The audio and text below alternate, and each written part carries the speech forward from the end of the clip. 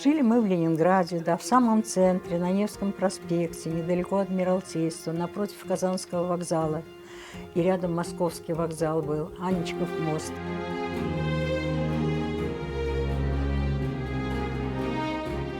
«8 сентября город был окружен. Всех эвакуировали из этой семикомнатной квартиры, а нас нет, потому что мы, как дети врага народа, оказались репрессированных.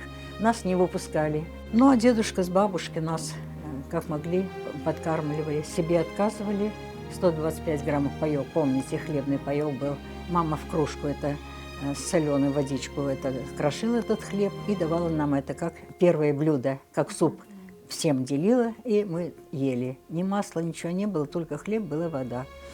Это, отопление отключили, освещение отключили. Мы на Неву ездили с саночками, не мы, а бабушка с дедушкой, и мама там ездили на Неву, возили в бидончиках воду. Ну и так мы прожили все 900 дней блокады.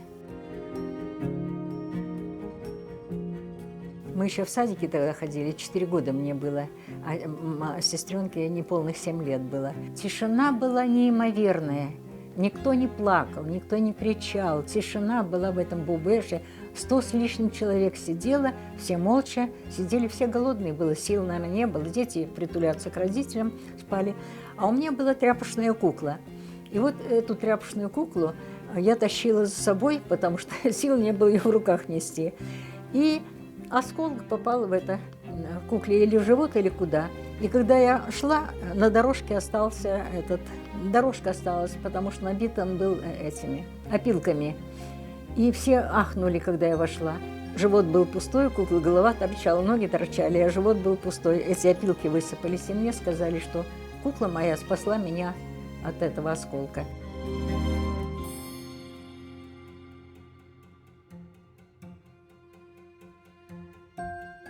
Весной отправлялись все в парки, все листочки из березы, из чего только можно было, приносили и варили себе супы. Немножко легче стало в 1943 году, а уже в январе 1943 начался прорыв Ленинграда, блокады, а в 1944 январе, 27 января полностью освободили. Но наши дедушка с бабушкой не дожили. В «Вести о Победе» мы были как раз в Карелии, и вдруг нас приглашают, всех, кто из Ленинграда приехал в Карелию работать, от дистрофии лечиться, приглашают на победный салют в Ленинград, в Санкт-Петербург. Но мамы там еще подружки оставались, соседи, знакомые, и мама нас привезла на этот победный салют. Это было такое красивое зрелище.